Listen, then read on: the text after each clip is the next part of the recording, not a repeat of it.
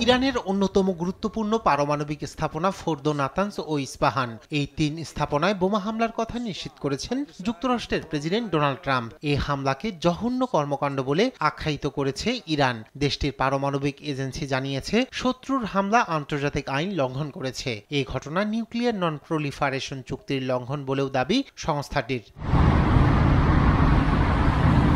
হামলার আংশিক দায় আন্তর্জাতিক পরমাণু শক্তি সংস্থার উপর চাপিয়েছে তেহরান। তাদের উদাসীনতা ও সহযোগিতার মাধ্যমে আক্রমণ ঘটছে দাবি করে নিজেদের কর্মকাণ্ড এগিয়ে নেয়ার দৃঢ় প্রত্যয় ব্যক্ত করে দেশটির পারমাণবিক শক্তি সংস্থা।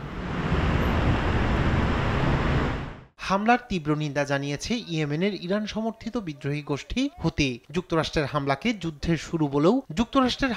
যুদ্ধের শুরু বলেও মন্তব্য করেছে গোষ্ঠীটির রাজনৈতিক ব্যুরোর সদস্য মোহাম্মদ আল ফারা। ইরানে মার্কিন হামলাকে প্রকাশ্য আগ্রাসন হিসেবে উল্লেখ করে এক বিবৃতি দিয়েছে হামাস।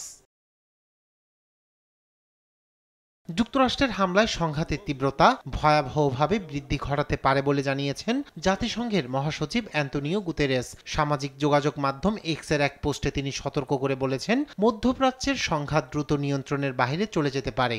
এটি আন্তর্জাতিক শান্তি ও নিরাপত্তার জন্য সরাসরি হুমকি বলেও মন্তব্য করেন তিনি।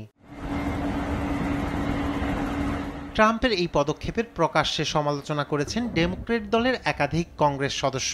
কংগ্রেসের অনুমতি ছাড়াই হামলা চালানোকে সংবিধান লঙ্ঘন বলে উল্লেখ করেছেন ফিলিস্তিন বংশোদ্ভূত কংগ্রেস সদস্য রাশিদা তালিব। আর একে অসাংবিধানিক বলে আখ্যা দিয়েছেন ট্রাম্পের নিজ দলের আইন প্রণেতা থমাস ম্যাসি। মার্কিন হামলায় উদ্বেগ জানিয়ে নিজ নিজ দেশের গুরুত্বপূর্ণ মন্ত্রীদের নিয়ে জরুরি বৈঠকে বসেছে চীন, জাপান ও দক্ষিণ কোরিয়া। আর উত্তেজনা হ্রাস ও কূটনৈতিক সংলাপ চালিয়ে নেয়ার আহ্বান জানিয়েছে অস্ট্রেলিয়া। তবে হামলার সিদ্ধান্তের জন্য ট্রাম্পকে আন্তরিক অভিনন্দন জানান ইসরায়েলের প্রধানমন্ত্রী বেনিয়ামিন নেতানিয়াহু। এই হামলা ইতিহাস বদলে দেবে বলে মন্তব্য করেন তিনি। এদিকে রাজনৈতিক বিশ্লেষকরা বলছেন, ইরান ইস্যুতে হোয়াইট হাউস ও কংগ্রেসের মধ্যে দ্বন্দ্ব আরও ঘনীভূত হতে পারে, যা আগামী নির্বাচনী রাজনীতিতেও বড় প্রভাব ফেলতে পারে বলে মত তাদের। রায়হান কবির শুভ্র, নিউজ ডেস্ক, দেশ টিভি।